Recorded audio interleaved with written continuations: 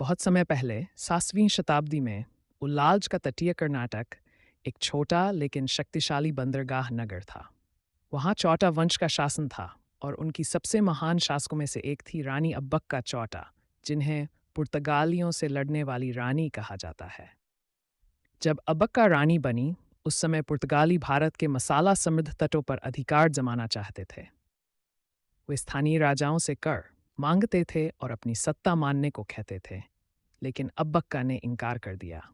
वह अपनी भूमि की स्वतंत्रता और अपने लोगों की आज़ादी को सबसे अधिक महत्व देती थीं।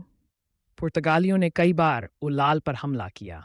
उन्होंने सैनिक और युद्धपोत भेजे, लेकिन अब्बक्का हमेशा तैयार रहतीं।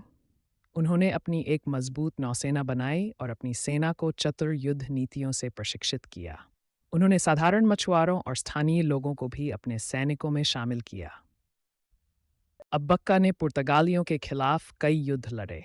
एक प्रसिद्ध हमले में पुर्तगाली रात में उल्लाल पर चुपके से चढ़ाई करने आए। उन्हें लगा कि वे आसानी से जीत जाएंगे, लेकिन अब्बक्का की सेना ने आग के तीर और छापामार युद्ध से उन्हें पीछे धकेल दिया। रानी स्वयं युद्ध भूमि में डटी रहीं और सैनिकों को हिम्मत देती रहीं।